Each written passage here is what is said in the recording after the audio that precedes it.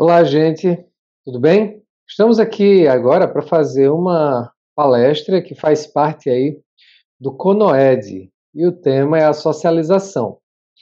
Eu sou Hugo Matias, eu sirvo como presbítero na Igreja Presbiteriana de Cruz das Almas, mas também sou psicólogo com doutorado em Psicologia Clínica e Cultura pela UNB, sou professor da Universidade Federal do Recôncavo da Bahia.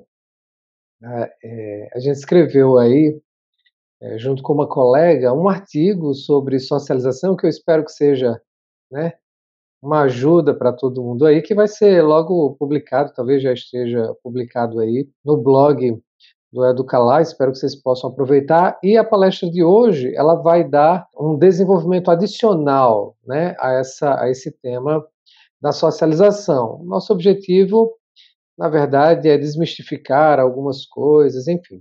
A gente espera que seja de fato útil para vocês, ok? Bom, eu vou começar mencionando o roteiro que eu pretendo seguir. Eu pretendo fazer uma breve introdução ao tema, algumas advertências sobre o que pretendo com essa palestra. Depois a gente vai definir socialização. Eu vou definir a socialização principalmente em termos psicológicos, isso é até um pouco diferente do que está no artigo. Aí a gente vai fazer uma avaliação desse conceito de socialização dentro de uma perspectiva teológica. Vamos falar um pouco sobre a socialização na educação doméstica e, por fim, um pouco de socialização na prática, né, na prática doméstica. Eu espero que seja proveitoso, gente. Vamos lá. Então, olha só, a questão da socialização, não é? Ela é algo que ainda incomoda muita gente, porque a opinião popular é de que os pais que educam em casa, né, os pais educadores, eles promovem de alguma maneira a exclusão, um tipo de exclusão social dos seus filhos, tiram os filhos da sociedade. E, portanto, de alguma maneira excluiriam os filhos do processo de socialização, né? E se eles estão excluídos dos processos regulares de socialização, consequentemente estariam excluídos dos seus benefícios. No meio escolar, essa é, por ignorância, infelizmente, mas é a opinião dominante e costuma ser uma preocupação constante para os pais educadores. Agora vejam só, no Brasil, esse tema já foi institucionalmente superado, digo o tema da socialização. Isso porque o Supremo Tribunal Federal, na sua decisão, nas atas da decisão, enfim, no acórdão, lá está dito com muita clareza que a escola não é o único lugar onde a socialização ocorre e que os pais que educam em casa, né, os filhos desses pais, eles têm experiência satisfatória de socialização. E dentro desse acórdão, eu acho que dois ministros principalmente enfatizam isso, o Alexandre Moraes e o Barroso, eles dizem com todas as letras que a socialização das crianças educadas em casa envolve participação cívica e social mágica e satisfatória. Agora, isso ainda precisa ser superado em termos práticos. E, para isso, os pais educadores precisam ser instrumentalizados para lidar com a questão da socialização. Então, esse é o nosso propósito, né? Agora vejam, a maioria das pessoas não entende ainda o que significa o termo socialização. Isso é uma coisa muito do senso comum, né? É compartilhar coisas com as pessoas, é interagir com outras pessoas, enfim. Na verdade, há muitos sentidos para esse termo. No artigo que eu mencionei, ali a gente faz uma abordagem mais sociológica, antropológica, só que me parece também e talvez especialmente relevante para o debate público sobre a socialização, é uma definição em termos psicológicos, e, é claro, pensando nas implicações educacionais dessa definição. É isso que eu tenho como propósito desenvolver aqui. Aliás, o meu propósito com essa palestra é duplo. Eu vejo que pode ser útil oferecer uma possibilidade de satisfação intelectual para os pais educadores, de maneira que a socialização seja justificada social, mas também academicamente, dentro do contexto da proposta de socialização da educação doméstica. Esse é o primeiro propósito. O segundo é que, enquanto eu estiver fazendo isso durante a palestra, eu quero oferecer também orientações práticas sobre como proceder, né, como realizar a socialização. E essas orientações elas estarão dispersas ao longo da palestra, na verdade. Preciso fazer duas advertências. A primeira é a seguinte: meu propósito é oferecer alguns detalhes sobre a socialização. Então, por causa disso, eu não me furtarei de recorrer à literatura acadêmica e científica sobre socialização. Me parece que essa é uma necessidade importante. Então, em alguns momentos, eu vou citar trabalhos acadêmicos, inclusive com os quais eu não concordo, não endosso, seja totalmente, e quando citá-los eu vou criticar, ou então trabalhos que eu não endosso apenas parcialmente. Aquilo que eu não endosso eu não aproveito, mas aquilo que eu endosso, com certeza eu vou aproveitar. Mas eu quero garantir que tudo que eu trouxer tem a ver com uma perspectiva teologicamente escrutinada. Então, essa advertência é importante porque eu acho que ela vai ser melhor aproveitada por uma audiência, que eu acho que é o caso, né, crítica e de mente aberta para refletir com sinceridade e honestidade intelectual sobre esse tema. A segunda advertência, também dentro dessa ideia de que meu propósito é oferecer detalhes sobre esse processo, é que em alguns momentos eu utilizarei uma linguagem um pouco acadêmica, né? Mas eu faço isso para oferecer fundamentos teóricos à prática da socialização no contexto da educação doméstica. Agora, por causa disso, faço algumas recomendações. A primeira é que, enquanto você assiste essa palestra, você faça pausas, faça anotações enquanto assiste, que, se possível, né, depois você dê uma consultada aí na bibliografia que eu cito e recomendo, e que você reflita sobre todos esses temas antes de tentar adaptar qualquer recomendação que eu fizer, mas principalmente que você discuta isso com outras pessoas interessadas no assunto, né, outros pais educadores, enfim, dentro de uma comunidade. Então vamos lá, vamos para a nossa definição. O que é a definição de socialização a partir de uma perspectiva psicológica? Trata-se do processo pelo qual crianças desenvolvem, note bem, valores, hábitos, costumes, pelos quais elas acessam regras e conhecimentos, né, socialmente partilhados, os quais lhes permitem convívio social satisfatório. Essa é uma definição praticamente unânime na literatura psicológica.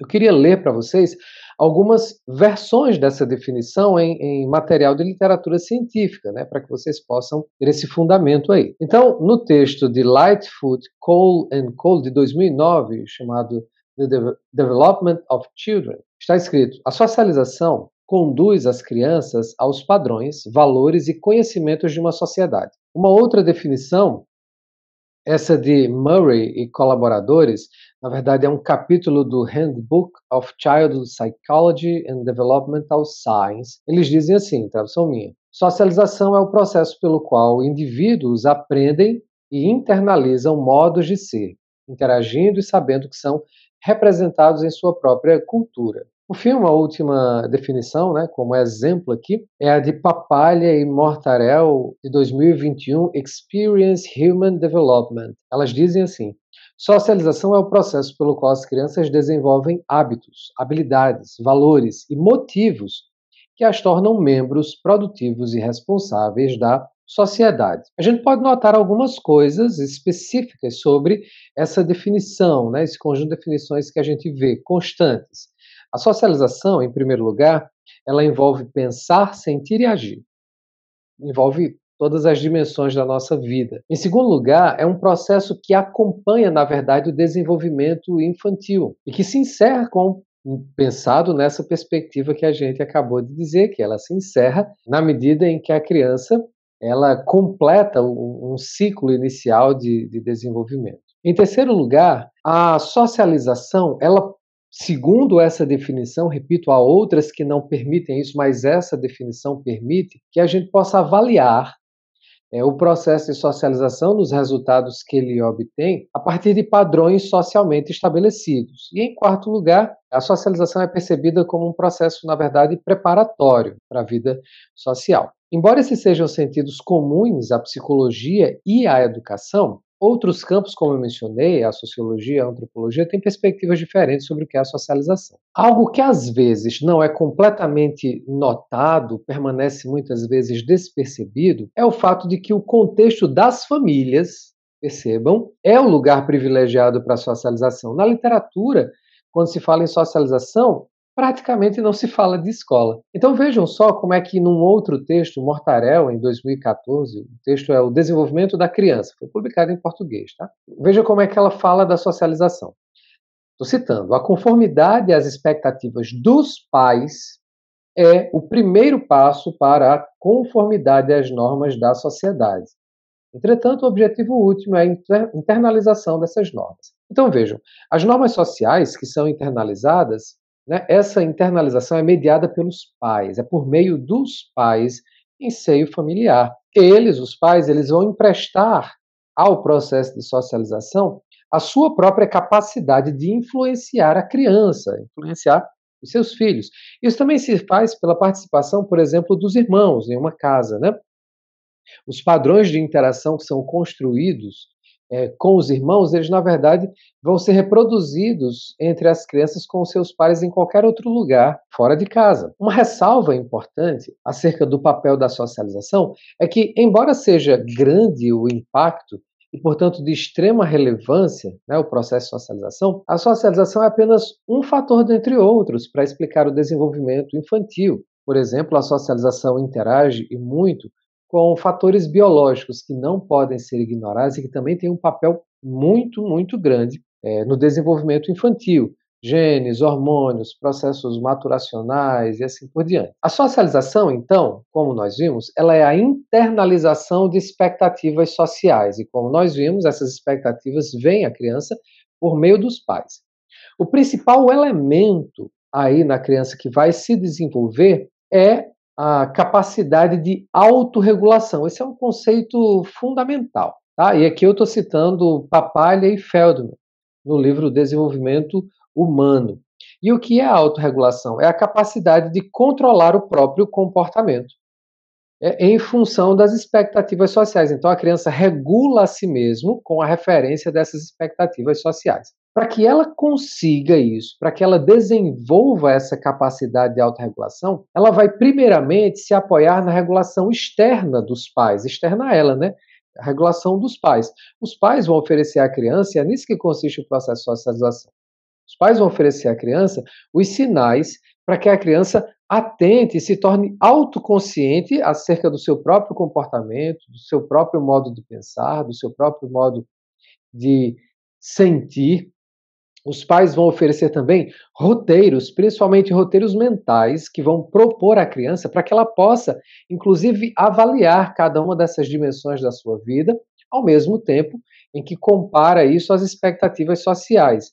Na verdade, os pais vão oferecer todo um repertório afetivo e volitivo, ou seja, recursos, por exemplo, de linguagem, vão oferecer instrução, vão oferecer modelos e referências para que a criança possa avaliar a própria vida dela, né?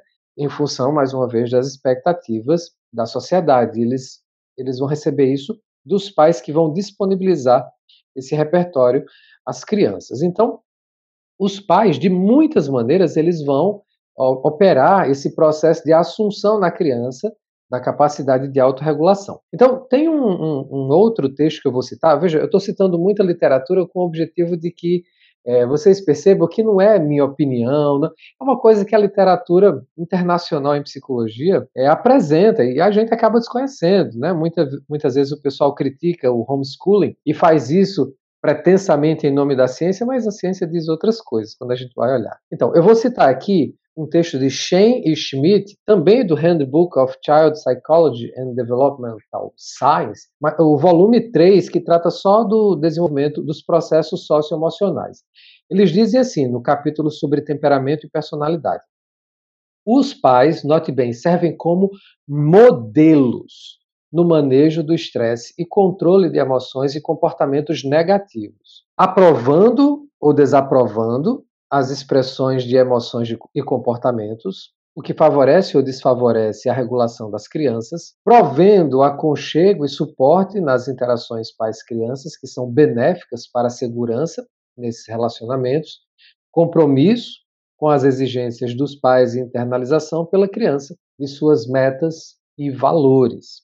Então veja, o que eles dizem é que os pais são modelos e desempenham a sua função de várias maneiras, sinalizando para a criança, principalmente, certo e errado, mas também oferecendo à criança orientação, direção, padrões, enfim. 3 processos, então, importam para o sucesso da socialização. O primeiro é como os pais procedem para a regulação dos filhos. né? Como é que eles veiculam informação social relevante, importante. Em segundo lugar, isso tem a ver com a qualidade da relação dos pais com a criança. O vínculo, principalmente o vínculo afetivo dos pais com a criança, oferecem a base motivacional para a internalização das normas. E é claro que tudo isso vai também fazer parte do ambiente que os pais criam para a criança. E isso vai interagir com uma coisa que a própria criança traz. Ela não é neutra nesse processo, né? Ela vai trazer, por exemplo, o seu próprio temperamento, as suas idiosincrasias, a sua singularidade, algumas vezes de origem biológica, mas também, certamente, com um viés espiritual. A gente aprende nas escrituras, por exemplo, que as crianças, elas são pecadoras e que o coração delas tem uma orientação, que é uma orientação pecaminosa, mas que, principalmente pela graça de Deus, mas também sob orientações dos pais, isso vai ser confrontado. Então vamos lá. Quais são os principais aspectos, então, do processo de socialização, tal como a gente pode notar a partir desse contexto? Olha, eu estou citando agora Burns, que escreveu um livro chamado Child, Family, School, Community. Nesse livro é basicamente sobre socialização, o livro inteiro. O que é que ali ela nos lembra? A socialização, em primeiro lugar, ocorre o tempo inteiro. Mesmo as crianças que vão para a escola, elas não são socializadas na escola, são pelos pais. E os pais ocupam, vamos dizer assim, principalmente as crianças menores, o tempo quase inteiro da criança. Em segundo lugar, a socialização é operada por pessoas que são significativas para a criança. E não tem ninguém mais significativo do que os pais, os irmãos, família extensa, enfim. A socialização ocorre principalmente em meio a processos de comunicação. E, em quarto lugar, sempre em contextos carregados emocionalmente. Então, vejam só. Esse é o contexto em que o processo de socialização deve produzir certos resultados. Que resultados a socialização pode e deve alcançar? Primeiro, na criança, a formação de valores e atitudes, a assunção de um repertório motivacional, ou seja, aquilo que a criança usa para pensar o que ela quer ser quando crescer, quais são os objetivos na vida que ela vai desenvolver. Em terceiro lugar, elementos de autoconceito e autoestima, ou seja, como a criança se enxerga naquele momento e como ela atribui valor a si mesma. Em quarto lugar, a socialização costuma orientar papéis sociais e papéis de gênero, ou seja, no contexto da socialização, vai haver uma influência muito grande para orientar a criança sobre o que é ser menino, o que é ser menina, e a formação moral do caráter, não apenas o entendimento do que é certo e errado, mas como agir em função do entendimento que é certo e errado, como discernir situações em que esteja em jogo certo e errado. O tema da socialização, eu espero que vocês tenham notado até aqui, é extremamente complexo e com implicações muito abrangentes. É claro que, por essa razão, o tema da socialização exige, ele demanda uma avaliação teológica abrangente, e essa é uma condição necessária para que a gente possa, inclusive, aproveitar a ideia de socialização para pensar alguma coisa em termos de educação propriamente cristã. Então, a gente precisa se perguntar: existe algum tratamento bíblico possível desse tema? Olha, eu preciso afirmar que sim, né?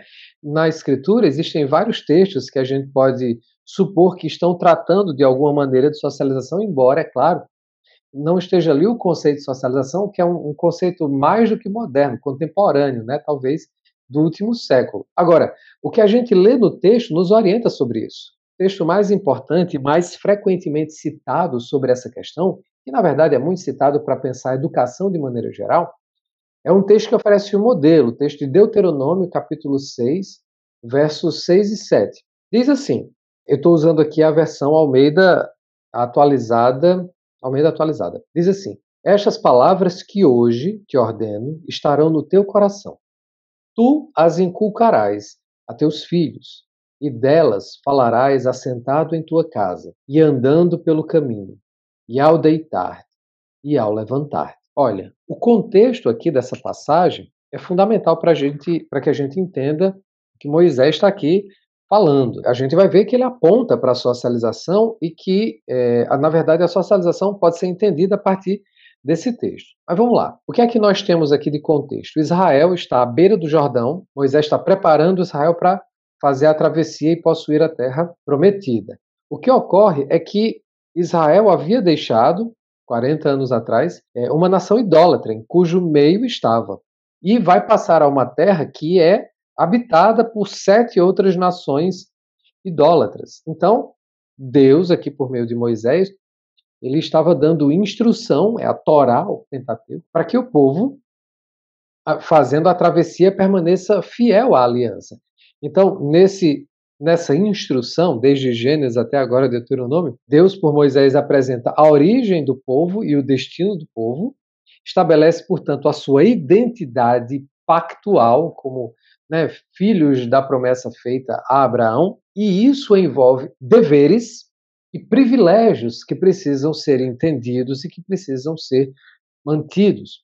Então, nesse momento aqui, né, no livro de Deuteronômio, Moisés estava instando com o povo, dizendo que é preciso preservar os termos da aliança. Então, Moisés ele está preocupado com as futuras gerações, né, que vão entrar e possuir a terra. A preocupação é que as novas gerações não assumissem padrões idólatras, padrões sociais idólatras dos cananeus e viessem, portanto, a quebrar a aliança e trazer maldição para si mesmo como nação. Então, o cuidado aqui, cuidado fundamental que Moisés recomenda o povo é que transmita os termos da aliança, que o faça no seio da família, né? É uma palavra dirigida aos pais, aos cabeças, que isso se faça para o bem da nação e que isso se faça para a glória de Deus. Esse é o contexto aqui do texto que a gente leu. Então, voltando ao texto, Moisés diz: essas palavras eu te ordeno que estejam no coração. Aqui não há dúvida de que se trata de uma marca indelével que tem que ser feita no coração da criança. Quando ele disse que essas palavras devem estar no coração, significa estar no íntimo, né? Que elas devem se irradiar para todas as dimensões da vida de cada um deles. Que isso produza, portanto, um efeito no modo de pensar, no modo de sentir, no modo de agir de cada um deles, e que cada um, né, deles e os seus filhos respondam com inteira fidelidade e lealdade aos termos da aliança. Se trata aqui, então, do processo de internalização, sem sombra de dúvida, que é a essência do processo de socialização. Moisés diz assim: tu as inculcarás. Inculcar aqui, o significado dessa palavra provavelmente envolve repetição e até recitação dos termos da aliança, porque na verdade esse era o costume comum na educação, por exemplo, de jovens egípcios, a partir dos documentos que se tem sobre isso. Essas práticas envolviam recitar coisas, copiar textos, copiar, e uma disciplina rígida, disciplina no sentido em que a gente conhece, em que o pai disciplina o filho, né? Esse inculcar faz, a disciplina faz parte disso. E aí o texto diz, olha, é assentado na sua casa, é andando pelo caminho, é quando você se deitar, é quando você se levantar. Os termos da aliança, eles precisam ser transmitidos em todo lugar, dentro e fora de casa, em ambiente doméstico, ambiente externo. E em todo o tempo, em cada oportunidade, né? Se deitar, levantar, significa isso. Em cada esfera da vida, o que vai proteger, né, o cidadão dos céus, aquele que pertence a Deus por meio da aliança, o que vai proteger são os termos do pacto, é eles que levam bênção, e é isso que precisa ser transmitido às crianças. Não é difícil, então, enxergar aí os elementos mais importantes da socialização nesse texto. A gente tem a ideia de internalização, como eu já mencionei, é ter no coração. A gente tem aí a influência de pessoas significativas, a palavra é dirigida aos pais para que transmitam os termos da aliança aos seus filhos. É um processo que ocorre em todo tempo e em todo lugar, né? Deitar, levantar, em casa, no caminho. Envolve certos padrões de comunicação. A inculcação, né? É o quê? É a disciplina, principalmente. É a repetição, é a recitação, e ela deve promover a autorregulação, ou seja, para que eles entrem na terra para possuí-la, protegidos contra a influência de outros padrões de comportamento, né? O que deve ser mantido é o comportamento segundo a expectativa não social, mas a expectativa de Deus em sua aliança. Então se trata aí da formação de todo o caráter, do caráter, né, do filho como servo, filho de Deus. Os cristãos, por isso, geralmente aproveitam essa perspectiva acerca da socialização. Citando aqui Bowers, que escreveu o verbete socialização na Encyclopedia of Christian Education, ele diz o seguinte: socialização se refere simplesmente ao processo de interação entre as pessoas e o meio social, que dá forma à autoidentidade, valores e cosmovisão. Veja só, é cada vez maior o número de teólogos cristãos que aproveitam o conceito de socialização para aplicá-lo principalmente ao campo da educação cristã. São exemplos desses teólogos o Carl Nelson, John Westerhoff e Lawrence O. Richards. A gente pode se perguntar, existe algum problema em aproveitar esse conceito, que é um conceito secular de socialização, para a educação cristã e familiar? Não, na verdade, isso já foi feito, inclusive no contexto da Escritura. A gente lê, por exemplo, em 1 Timóteo 3,16, Paulo falando da ideia de que as crianças precisam ser educadas, ou instruídas, ou treinadas na justiça. Ali a palavra mencionada por Paulo no original, paideia, não é apenas uma palavra grega, é um conceito grego que integra ideais helenísticos de formação e educação, né, formação para um certo tipo de racionalidade, para um conjunto específico de virtudes. Agora, mesmo se referindo a isso, Paulo, na verdade, ele está partindo de pressupostos que a gente encontra no Antigo Testamento. Então, ele fala que essa educação para a justiça, ela é uma operação prática da graça de Deus por meio da instrução que se faz com o auxílio das Escrituras. E a isso se acresce a disciplina e o exemplo dos pais. Então, Paulo estava aproveitando um quadro de referência grego e helenístico para instruir sobre a perspectiva propriamente cristã de formação do caráter. Por causa disso, né, Paulo ele aproveita o contexto, mas deixando claro que há diferenças entre a perspectiva secular e a cristã. Do mesmo modo, a gente pode aproveitar o contexto de socialização, deixando claro que há diferenças entre a perspectiva secular e a bíblica. Então, duas diferenças são fundamentais, né? Para a gente, não se trata de normas sociais aceitáveis, essa é a perspectiva secular. Para a gente, o padrão pelo qual a gente avalia a socialização são os termos da aliança e a vontade de Deus. Em segundo lugar, também não se trata de produzir condições para um convívio social satisfatório. Essa é a perspectiva secular e é claro que isso está incluído dentro do que a gente espera com a socialização, mas para a gente se trata sempre do louvor e da glória de Deus. Então, essas são duas diferenças importantes entre a socialização avaliada em termos seculares e a socialização avaliada em termos bíblicos. Então, eu vou tomar aqui como referência um dos teólogos que eu citei que trata disso, o Lawrence O. Richards, que tem uma perspectiva que eu acho particularmente interessante. Ele apresenta um modelo em que ele trata da educação cristã em termos gerais, e ele defende um modelo de educação com base no processo de socialização. Ele diz que educar crianças cristãmente é basicamente socializá-las em meio à religião cristã. E ele diz que os pais são os agentes fundamentais nesse processo. Na sua obra Teologia da Educação Cristã, de 1983, pelo menos é a primeira edição no Brasil, ele escreve assim: todo o nosso ponto de vista sobre o processo de socialização insiste em que crianças aprendem o que os pais são. Crianças aprendem o que os pais são. Segundo ele, isso é socialização, gente.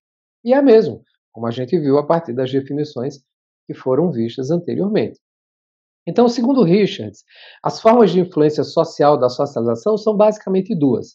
Primeiro, submissão, o contexto da submissão, né? Esse é o contexto em que os pais exercem controle pela disciplina, né, sobre os filhos. E, em segundo lugar, pela identificação, né, com base na admiração que as crianças desenvolvem pelos seus pais e principalmente no desejo de afiliação, elas se identificam aos seus pais. Esse processo de identificação, na verdade, é a assunção de papéis sociais na criança, que incluem, inclusive, aspectos menos visíveis do comportamento dos pais, que de todo modo elas observam. Veja, mesmo quando a gente não acha que elas estão prestando atenção. Para que isso ocorra, obviamente, isso exige um poderoso laço afetivo da criança com seus modelos de vida cristã, que são, primeira e principalmente, gente, os pais. É isso que ele menciona acerca da educação cristã. E segundo Richards, ainda, os mecanismos, aliás, o mecanismo principal da socialização é o que ele chama de modelagem. Os pais são modelos para a criança e também modelam a criança a partir da sua própria cosmovisão e das suas práticas, né?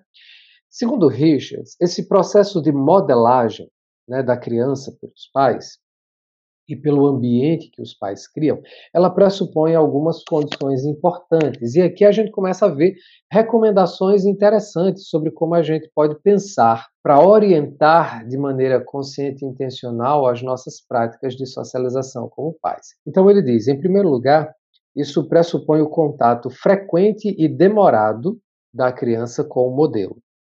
Olha só, que importante, né?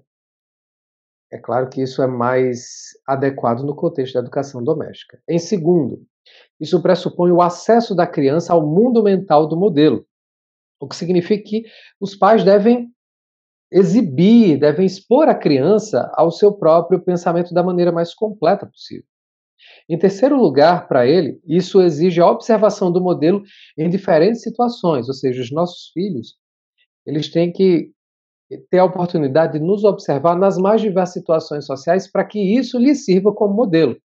Veja, os pais não são os únicos modelos, né? Dentro da comunidade cristã, você vai ter outros modelos, né? Pessoas piedosas da sua igreja, os pastores e líderes, enfim, dentro da sua família. É preciso que os modelos, aqueles que são modelos, sejam observados nas mais diferentes situações. Em quarto lugar, é preciso que haja clareza e consistência nas ações do modelo, tal como a criança observa. Veja só, aqui a gente já vai inferir os cuidados que a gente precisa ter, né? Em quinto lugar, tem que haver uma correspondência entre os modelos que a criança observa e os padrões comunitários. Veja, para o cristão, a comunidade de referência é basicamente a igreja. E a igreja é a principal instituição que nos veicula os padrões de expectativas para o povo de Deus. E os modelos para a criança, eles serão eficazes na medida em que houver confluência entre as expectativas da comunidade cristã, do povo de Deus, a comunidade do pacto, e os modelos. A criança vai observar essa coerência ou incoerência, essa consistência ou inconsistência. E é claro, a sexta condição, o estilo de vida do modelo, ele também tem que ser objeto de instrução formal, ou seja, aquilo que o pai exemplifica, mostra, ele também tem que falar sobre isso, explicar os fundamentos disso, detalhar os princípios, assim por diante. Ele também é modelo pela instrução. Então, olha só, as ideias de Richards que eu estou discutindo aqui, elas encontram eco na ciência que a gente acabou de citar, né? A ideia dos pais como modelo, e essa é a principal instituição da socialização. Mais uma vez, Lightfoot, Cole and Cole, 2009, que eu acabei de citar, eles vão falar sobre isso. Eles dizem assim: pesquisadores do desenvolvimento concordam que o fator essencial para a socialização é a identificação, um processo psicológico no qual as crianças tentam observar, agir, sentir e ser com pessoas significativas em seu ambiente social. Lembrando, as pessoas significativas, as mais significativas, são os pais. Os pais e os irmãos, eles são os principais agentes que desempenham papéis importantes no processo de socialização. Então, desse modo, não dá para a gente falar em técnicas de socialização, porque a socialização é uma coisa que está acontecendo a todo momento na relação entre os pais e os filhos. Aquilo de que a gente pode falar, dentro dessa perspectiva que a gente acabou de apresentar, é de alguns cuidados. Então, quais são os cuidados que os pais precisam ter? Em primeiro lugar, com os seus padrões de disciplina. Quais são os padrões de disciplina que executam? Precisam ser adequados. Em segundo lugar, com os padrões de comunicação e instrução, a oportunidade deles, o conteúdo deles, o tipo de interação em que eles são apresentados, veiculados, enfim. Em terceiro lugar, é preciso ter cuidado com os padrões comunitários a que a gente expõe as crianças. A igreja, mas a gente também está inserido em comunidades mais amplas, como o bairro, a cidade, as associações e agremiações de que fazemos parte, a nossa família, enfim, existe uma comunidade em que a gente está inserido além da igreja. E é claro, tem que ter cuidado com o próprio estilo de vida, né? Isso veicula informação à criança, isso forma o caráter da criança, o nosso estilo de vida. Bom, então vamos pensar aqui em termos de educação doméstica, né? A gente já definiu socialização, a gente já fez uma avaliação teológica, agora vamos pensar a socialização no contexto da educação doméstica, né? Vamos avaliar então a socialização nesse contexto. É algo que necessariamente ocorre, como a gente viu, não é uma coisa que a gente tem que se esforçar para fazer. A gente tem que se esforçar para fazer bem, mas se esforçando não, isso vai acontecer. E isso pode ser, a depender do nosso esforço e do nosso cuidado, orientado de maneira consciente e intencional. E isso ocorre se a gente prestar atenção em principalmente duas coisas. Primeiro, em certas metas que a gente precisa estabelecer para si mesmo, alcançar, e os procedimentos mais eficazes para fazer isso, tá bom? Então, vamos pensar em uma meta, porque a socialização tem várias, é um mundo, como a gente viu, mas vamos pensar inicialmente em uma, aquela que a sociedade parece mais preocupada, mais exigir da gente, como se a gente não fosse capaz de oferecer, que é a participação cívica e social, né? Essa é uma meta que a gente também precisa perseguir e que a gente alcança principalmente tendo a socialização como meio. E eu acho que essa meta é interessante porque ela acaba reunindo todos aqueles resultados que a socialização pode alcançar, que a gente já mencionou. Eu só vou repetir aqui rapidinho: formação de valores e atitudes, repertório motivacional, ou seja, quais os objetivos de vida que a criança vai ter, autoconceito e autoestima, como é que ela se enxerga e atribui valor ao que ela enxerga em si mesma, papéis sociais e de gênero, o que é ser homem e mulher, e formação do caráter moral, né, o que é certo e errado e como viver segundo essa avaliação. Como é que a gente pode pensar, então, a participação cívica e social, pensando em cada um desses resultados que a socialização alcança, mas dentro de uma perspectiva cristã e evangélica e pactual? Olha, com relação à formação de valores e atitudes, o valor que vai comandar todos os outros que a gente precisa transmitir à criança é, a glória de Deus. Esse é o valor, né, absoluto, a partir do qual todos os outros são subsidiários. Com relação ao repertório motivacional, qual é o objetivo de vida que a gente deve instruir a criança a perseguir? É servir no ambiente cívico e social, no ambiente público, no espaço público. A criança deve ser treinada a servir como nós devemos fazer. Com relação ao autoconceito e autoestima, como é que a criança deve avaliar a si mesma? Como pecadora, né, como pecadora, mais uma vez no pacto pela fé remida por Cristo. É essa a maneira de se enxergar que a gente tem como meta. E com relação aos papéis sociais e de gênero, olha, a gente tem que veicular informação para que a criança aprenda no espaço público qual é o papel do homem cristão no espaço público, qual é o papel da mulher cristã no espaço público. Para cada uma dessas coisas, gente, é um mundo. Eu queria detalhar um pouco mais somente o último aspecto, que é a formação moral do caráter. Eu vou tomar isso como nosso laboratório, portanto, vou desenvolver um pouco mais isso, tá? Para cada um desses itens que a gente mencionou anteriormente, existe uma literatura abundante. E uma coisa que a gente não percebe, talvez porque socialização tenha sido para a gente mal definida, a gente não nota isso, mas nós já temos, eu tenho certeza que vocês que estão assistindo já leram vários livros sobre socialização a partir de uma perspectiva cristã. A literatura cristã sobre como criar filhos, toda ela é literatura sobre socialização, a partir do que a gente viu. Então, livros como Pastoreando o Coração da Criança, Instruindo o Coração da Criança, O Caminho em que Deve Andar, enfim, Firmes na Promessa, todos esses livros que a gente conhece são livros de socialização infantil que nos instruem como disciplinar, como se comunicar com a criança, como criar um ambiente que promova a santidade da criança, enfim, esse tipo de coisa, tá? Então, a gente vai tentar tratar do tema da formação do caráter moral.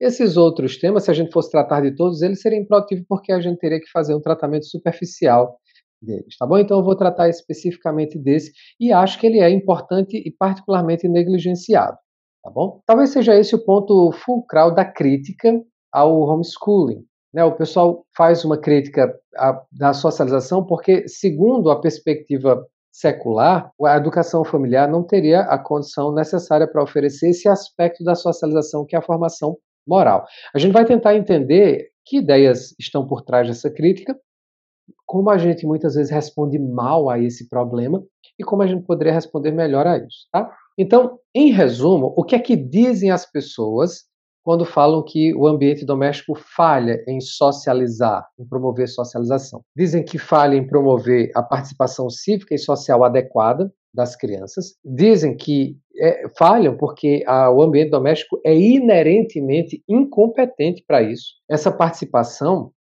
ela exigiria certas competências morais, veja só por que a gente escolheu esse tema, e que as relações familiares, elas não formam essas competências, na verdade elas são incapazes de formá-las. De onde é que vem essa ideia? Essa ideia remonta ao epistemólogo suíço Jean Piaget. Segundo ele, a participação cívica e social saudável depende de um caráter moral autônomo e esse caráter moral autônomo, ele somente se desenvolve sob condições específicas, em que as relações sociais de que a criança participa são simétricas, ou seja, quando a criança interage entre iguais. E aí, Piaget vai dizer que as relações parentais não são simétricas, são assimétricas. Ou seja, os pais estão em uma relação de superioridade em relação aos seus filhos, porque exercem autoridade e têm o dever de coagir as crianças com relação a certas normas e padrões morais sociais. Segundo Piaget, esse tipo de relação, né, com os pais, ele leva as crianças até um certo ponto do desenvolvimento moral e só até ele, não permite o avanço. Leva as crianças ao desenvolvimento de uma perspectiva heterônoma em que a criança entende as normas morais apenas como vindos de alguém, de algum lugar. A criança, ela não internaliza, ela não raciocina a partir do seu próprio ponto de vista. Ela depende sempre de outro para lhe dizer o que é certo e errado. Gente, isso não é desejável para os cristãos, né? Cada cristão tem que ter isso no coração e tem que ter, né, a partir da operação do Espírito Santo em sua própria vida, a partir da sua mente transformada, tem que ter a capacidade de avaliar em cada situação aquilo que Deus abençoa e aquilo que Deus amaldiçoa. Então, veja, essa perspectiva da autonomia, muita gente critica, mas você vai encontrar a palavra autonomia em livros como esse, Pastoreando o Coração da Criança, como uma meta a ser perseguida. Tá? Então, enfim. E aí Piaget vai dizer que o ambiente que vai oferecer essas relações simétricas e, portanto, fomentar a participação cívica e social é a escola. Vamos avaliar essa ideia. A primeira coisa que eu preciso dizer é que, embora essa ideia seja atribuída a Piaget, e faz sentido que seja, ele realmente disse isso, mas nem ele foi tão ousado quanto as pessoas que criticam a educação doméstica a partir dessa ideia o fazem. Veja que no livro em que Piaget estabelece essas teses, que é o Juízo Moral na Criança, ele admite a importância do seio familiar para a formação moral. Veja o que ele escreve nesse livro. Certamente, as relações da criança com os pais não são apenas relações de coação. Piaget dizendo, há uma afeição mútua, espontânea, que impele a criança, desde o princípio, a atos de generosidade, mesmo de sacrifício, a demonstrações comoventes que não estão absolutamente prescritas. O que Piaget está dizendo é que os pais, sim, eles de alguma maneira na relação com as crianças, eles veiculam mais do que simplesmente uma moral heterônoma, uma moral em que a criança só sabe julgar o que é certo e errado pela palavra de outro. Ele reconhece isso, reconhece que existem outros tipos de relação entre pais e filhos que não apenas a coação. Além de relações assimétricas, de respeito unilateral, existem também relações de respeito mútuo na interação entre crianças e seus pais. E, por conseguinte, ele reconhece que há espaço para o desenvolvimento moral e, inclusive, para um raciocínio moral mais complexo e sofisticado. Então, as pessoas que fazem essa crítica, muitas vezes nem leram Piaget. Mas, enfim. De todo modo, o que é que a gente sabe sobre essa hipótese piagetiana de que, de maneira geral, o ambiente familiar ele não favorece o desenvolvimento do caráter moral autônomo? Essa hipótese foi empiricamente refutada pela pesquisa. O que nós sabemos, e aqui eu estou citando Killen e Smetana, mais uma vez do Handbook of Child Psychology and Moral and Developmental Science, quando eles falam da origem e desenvolvimento da moralidade. Eles dizem, por exemplo, a relação com os pais, a pesquisa mostrou isso, não é uma barreira à moralidade autônoma. Em segundo lugar, as relações com os pais não são apenas de respeito unilateral, mas em muitos momentos também de respeito mútuo. Em terceiro lugar, as crianças, sim, são capazes de compreender as bases intrínsecas das regras morais. É isso que é a moralidade autônoma. É a capacidade de compreender o porquê das coisas. Uma coisa é a moralidade heterônoma. Isso é assim, pronto, eu não entendo porque é assim. Eu sei que é assim porque fulano disse, nada mais. A moralidade autônoma, ela envolve a compreensão, né, do sentido das orientações morais e, a partir dela, a avaliação dos contextos e das situações. É a capacidade propriamente dita de julgamento moral. Os mesmos estudos, por outro lado, né, quando se referem à escola, muito embora existam poucos estudos sobre isso, veja só que interessante, né? Mas os estudos que existem mostram que sim, a escola pode oferecer um ambiente de cooperação que ajude a formar a capacidade reflexiva e de reciprocidade na criança. Mas o mais comum é que as condições oferecidas pela escola, na prática, sejam inadequadas. E por causa disso, elas induzem a preconceito e assédio. Embora as escolas tenham capacidade, em tese, de induzir o engajamento cívico, por exemplo, por meio de práticas de voluntariado, que na escola tem muito lugar. Mas com relação, por exemplo, à apreciação política da vida social, os estudos mostraram que a escola é irrelevante com relação a isso. Estudos feitos, por exemplo, em ditaduras como China, ou Coreia do Norte, ou Venezuela, onde as escolas enfatizam a importância de obediência à autoridade, as crianças desenvolvem um apreço, inclusive inesperado, por valores democráticos, como a participação social e o controle social das políticas de Estado. Veja só que interessante esse dado. O que é que isso significa? Que a escola não vai fazer tanta diferença assim para que o pessoal diz, como é que o homeschooling vai impedir as crianças de entender o valor da democracia e tal. Primeiro, como se os pais não fossem democratas. Segundo, como se a democracia fosse um valor absoluto. E aí, terceiro, como se a escola fosse capaz de oferecer isso. Está tudo errado. Bom, outros estudos, eu estou citando aqui Eisenberg, Spinrad e Knafonoam, eles escreveram um texto no Handbook of Child Psychology, mais uma vez o mesmo manual que eu estou citando, o capítulo é sobre desenvolvimento pró-social. O que é que eles dizem? As práticas e os estilos parentais de socialização têm um impacto muito grande sobre o comportamento pró-social das crianças. O comportamento pró-social envolve um monte de coisas, mas para vocês terem uma ideia, envolve, por exemplo, o comportamento de ajuda. A criança que desenvolve essa capacidade de orientação pró-social, ela é capaz de perceber, identificar e discernir uma necessidade de alguém, ela é movida a ajudar e ela é capaz de produzir um comportamento eficaz de ajuda a outra pessoa. Isso é, por exemplo, que está em jogo no comportamento pró-social. Então, as práticas e os estilos parentais de socialização, né, dos pais, eles têm impacto no comportamento pró-social das crianças e na capacidade das crianças de sentir empatia, de se colocar no lugar do outro. E esse desenvolvimento do comportamento pró-social, na verdade, depende muito da exposição das crianças a modelos familiares de comportamento pró-social. Por outro lado, as escolas têm grande dificuldade de induzir comportamento pró-social, é o que os estudos mostram, gente. Na verdade, há também vários estudos que estabelecem de modo inequívoco que a disciplina dos pais na socialização familiar favorece o desenvolvimento moral das crianças. Ela é útil principalmente em três coisas: controle da agressividade, interesse pelas outras pessoas e orientação pró-social. Um importante pesquisador do desenvolvimento chamado Lawrence Kohlberg, inclusive piagetiano e tudo mais, ele fez propostas metodológicas para a formação moral interessantes e que podem ser aproveitadas.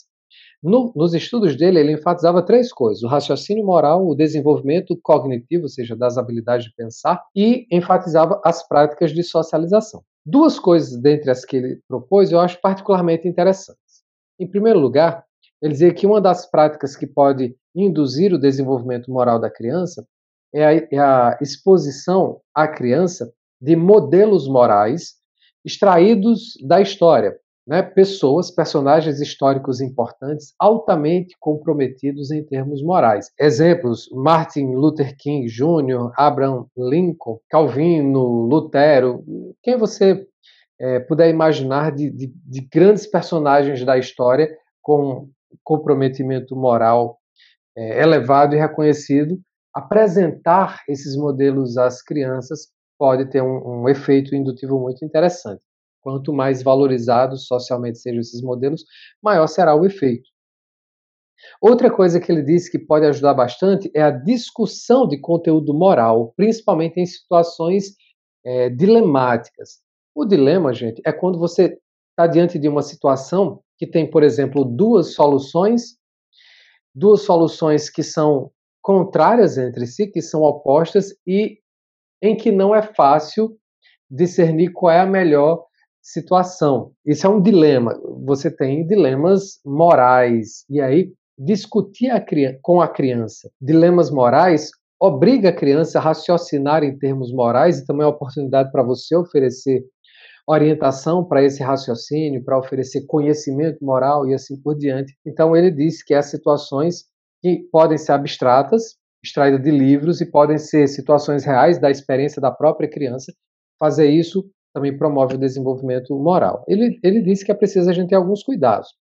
Por exemplo, com o conteúdo desses dilemas, para que o conteúdo seja adequado para produzir e fomentar boa discussão moral, e a estrutura da interação. Não pode ser só uma situação em que você ensina a criança no sentido, né, você diz, é assim, é assim. A situação que adequadamente promove o desenvolvimento moral é aquela em que você chama a criança a raciocinar e ajuda a criança a raciocinar. Tá? Então, a melhor situação em que isso ocorre é justamente na interação com os pais, em situações reais, isso tem um grande efeito sobre a criança. Então, o ambiente doméstico e familiar, ele é por natureza socializador, como a gente já viu. Eu estou aqui fazendo um apanhado para a gente se encaminhar para o final desse momento, essa palestra. Né? O que é que a gente viu? Que, de maneira abundante, a literatura atesta isso, né? Que o ambiente doméstico e familiar é socializador. Em segundo lugar, que a nossa própria experiência, se ela é bem refletida, ela também atesta isso. A gente nem precisava da literatura científica, ela só oferece a justificação. E a escritura pressupõe isso e, na verdade, orienta dessa maneira. Né? Os pais cristãos, então, que educam os seus filhos, estão absolutamente justificados em fazê-lo. Então, vamos tentar fazer agora, nesse final, algumas indicações práticas sobre a socialização em ambiente doméstico por pais educadores. Então, algumas recomendações que a gente pode recolher do que a gente já viu. Eu vou partir da literatura que eu apresentei agora e da reflexão teológica que eu trouxe também.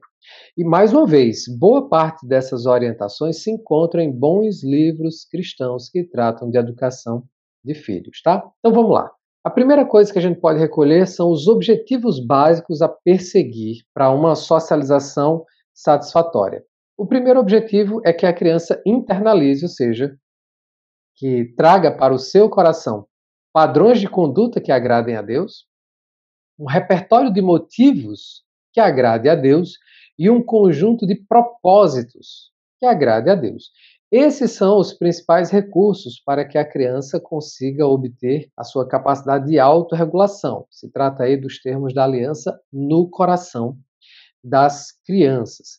Esses objetivos básicos, né, que a criança deve alcançar, deve, em termos morais, que é o exemplo que a gente está tratando aqui, deve chegar para a criança em termos, em primeiro lugar, de conhecimento normativo da vontade de Deus, compromisso existencial com a glória de Deus e a capacidade para o discernimento situacional das condições em que ela age, pela vontade de Deus, para a glória de Deus. Essas três dimensões da vida moral, elas constam num livro que eu acho interessantíssimo sobre ética cristã, que é o livro do John Frame, de 2013, Doutrina da Vida Cristã. Ele diz que as três dimensões da vida moral para o cristão, né, são a dimensão normativa, a dimensão existencial e a dimensão situacional. A gente precisa conhecer a norma, no caso, conhecer a norma é conhecer a vontade de Deus nas Escrituras, principalmente revelado nas Escrituras. A outra dimensão é a existencial, onde a gente faz um compromisso, vamos dizer assim, de viver na busca da glória de Deus. E a terceira dimensão é situacional, em que a gente toma decisões na vida real, essa que nos cerca, a gente tem que prestar atenção a isso. Essa, na verdade, é a tradição reformada, aliancista, de ética cristã, tá?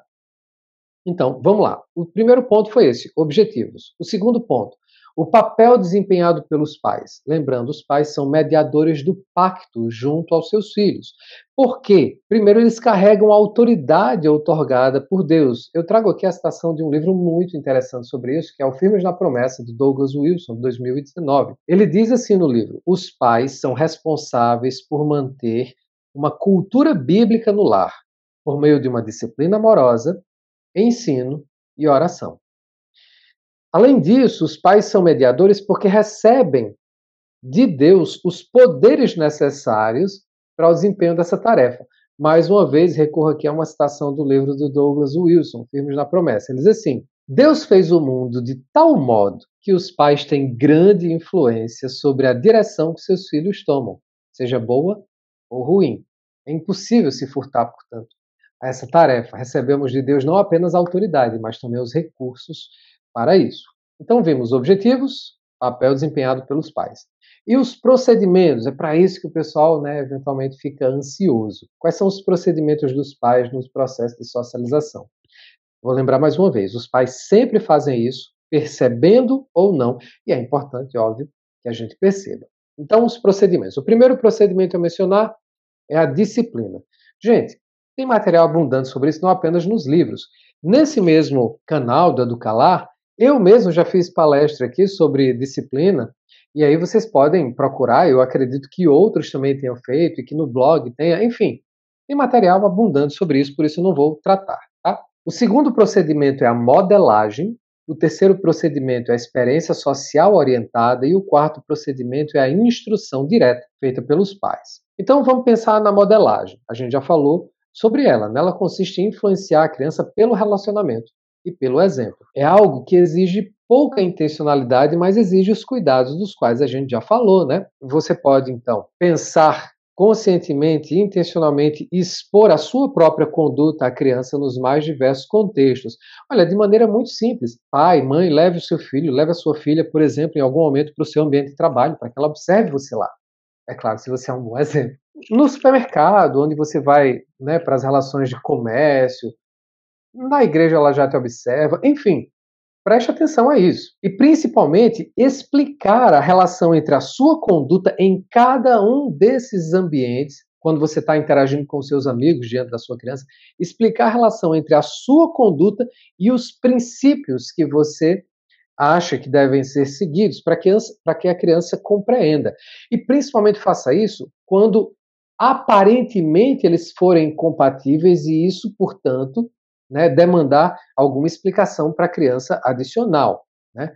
Lembrando que às vezes a nossa conduta pode parecer incompatível, sendo que não é, é principalmente nesses momentos que isso exige da parte da criança, ela demanda, ela necessita de explicações mais detalhadas acerca disso. Sobre a modelagem, a gente falou bastante atrás, né? Eu espero que vocês tenham guardado isso.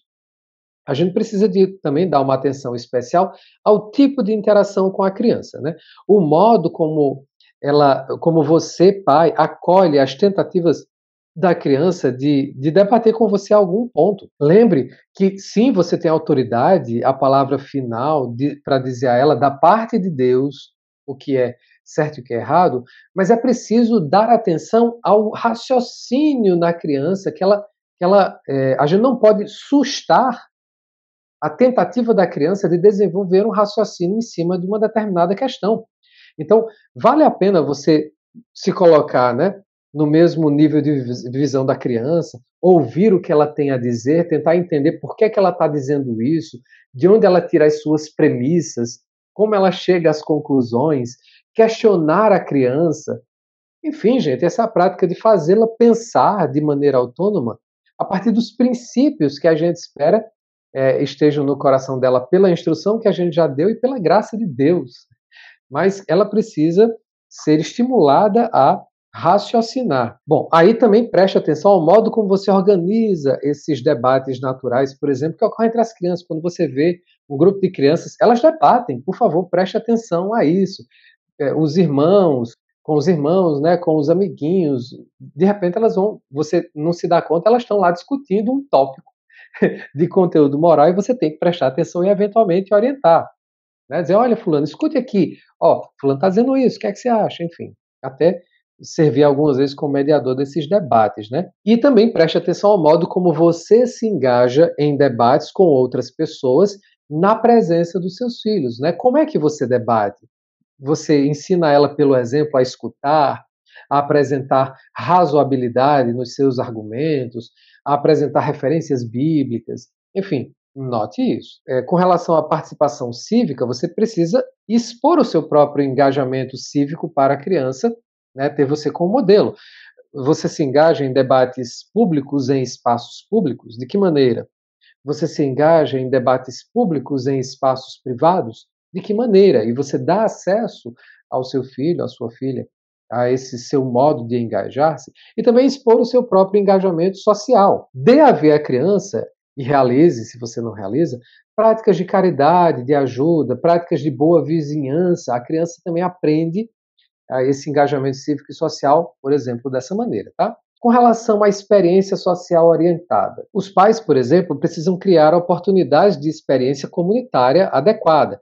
Podem ser situações simuladas, você pode criar com uma comunidade, por exemplo, de pais educadores, clubes de debate, em que as crianças são estimuladas a debater com outras crianças, temas estruturados em situações estruturadas, ou então em situações menos artificiais, né? Eventualmente até situações reais. Por exemplo, visite ambientes cívicos, vá com a sua criança à prefeitura da cidade, diga como é que as coisas funcionam, vá à Câmara, permita que ela assista a uma sessão, se não for muito acalorado, às vezes sai cada coisa ali, mas enfim. Faça clubes de leitura, como, por exemplo, entre crianças dentro de uma comunidade de pais educadores, ou na biblioteca municipal, seja lá o que for. Crie ou dê a oportunidade à sua criança de participar de clubes esportivos e assim por diante. Frequente e leve a criança a manifestações, atos cívicos, voluntariado, que a sua criança, ela mesma, realize trabalho voluntariado, isso é uma coisa espetacular, né? Aliás, faz parte da caridade cristã, é uma coisa, por exemplo, que se recomenda para experimentar todo tipo de possibilidade que o dia do Senhor oferece. O dia do Senhor é um dia para que a gente experimente a obra de misericórdia e instrua os nossos filhos na obra de misericórdia. Se você acha que em outros momentos não tem tempo para isso. E por fim, as práticas de instrução, né, também são práticas socializadoras. A instrução pertinente ao engajamento cívico e social, ela precisa fazer parte da nossa vida também, da nossa escola em casa, se é o caso, né? Por exemplo, você deve oferecer ao seu filho, pela instrução, conhecimento moral. Aqui é a dimensão normativa. Então, você deve oferecer isso por meio de leituras, de exposição sistemática de conteúdo, de discussão sistemática de conteúdo. Veja, a sociedade secular já entendeu isso. Tem um livro que eu queria mencionar, é um livro sobre política, Política para Iniciantes, é publicada por uma editora infantil, eu acho que é Edições Osborne. Eu dei uma folheada, é muito interessante. Então, é um livrinho para criança, com infográficos, em que fala o que é democracia, o que é capitalismo, o que é socialismo. Veja, e a gente não está fazendo isso com os nossos filhos, a partir de material de qualidade, né? A gente precisa fazer isso. A gente precisa perceber que os materiais confessionais oferecem esse conteúdo, a doutrina social, a partir de uma perspectiva teológica. A gente precisa apresentar modelos, né, na história que ofereçam esse conteúdo normativo, né, exemplificado. A gente precisa introduzir a criança a sistemas de pensamento ético de maneira adequada, né? Inclusive, é preciso adaptar a linguagem e a capacidade de compreensão da criança. E, é claro, induzir pela instrução também virtudes cívicas e sociais. Isso a gente falou da dimensão normativa, ou seja, conhecimento moral, mas a gente também precisa instruir a criança para a sensibilidade moral, ou seja, a dimensão situacional. A gente precisa apresentar situações dilemáticas à criança, né? Podem ser abstratas, ou aproveitar essas situações do cotidiano da criança, né? Quando ela observa o que a gente está fazendo, quando ela observa uma discussão que a gente participou, conversar com a criança sobre isso. Aproveitar, por exemplo, situações dilemáticas de leituras recreativas. Olha, eu cito dois exemplos, um secular e um cristão. Teve um tempo que eu li com o meu filho uns livros aí de Harry Potter. É muito interessante, às vezes a gente não nota isso, mas em um dos livros, uma personagem, Hermione, ela criou uma sociedade em busca da justiça social para os elfos domésticos, porque dentro dessa fábula, os elfos eles eram escravos dos seres humanos e ela é uma menina muito engajada que queria a libertação, porque a escravidão é uma coisa horrível.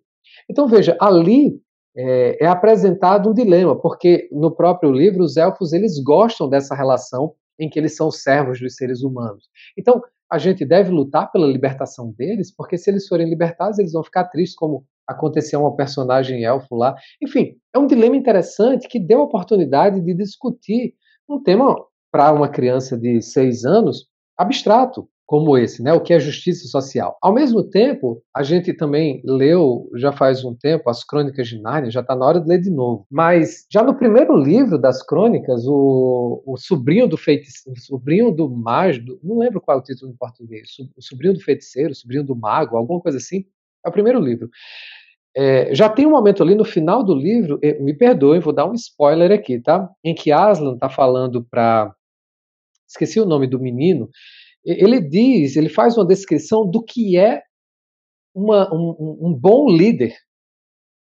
O que é, como deve ser um bom líder. Faz uma descrição completa lá no contexto da fábula. E ali, gente, é uma perspectiva cristã. Então você pode aproveitar esse momento para discutir, debater com seu filho. Olha, e os líderes que a gente tem hoje? Será que eles seguem esse padrão e tal?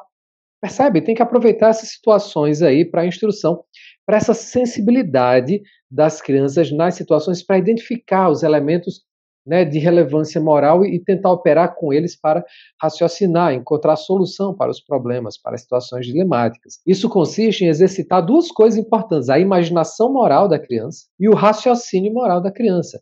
Esse é o contexto adequado para você ensinar sobre virtudes cívicas e sociais. Em terceiro e último lugar, a dimensão existencial da vida moral, ou seja, a gente precisa instruir também a criança para um compromisso moral a partir de uma perspectiva cristã. Mais uma vez, instruir a criança acerca disso nos dilemas em que a própria criança figura como personagem, os dilemas morais dela, não dilemas morais alheios, né, como é importante fazer também, mas instruí-las quando ela experimentar na sua própria vida uma situação de fazer uma escolha moral difícil. Então, instruir a criança, né, qual o tipo de coisa que ela pode levar em consideração, discutir as escolhas morais que a criança faz, discutir os seus motivos e as suas consequências com a criança, isso é importantíssimo, e sempre avaliar e oferecer padrões pelos quais a criança possa avaliar a virtuosidade das suas próprias ações, o quanto as suas ações agradam ou desagradam a Deus. Gente, eu sei que é muita coisa, mas eu espero que vocês tenham aproveitado aí. Espero que seja útil, espero que vocês possam, a partir disso, pensar novas coisas aí para a prática de vocês de educação com os filhos, tá bom? Era isso. Deus abençoe e até mais.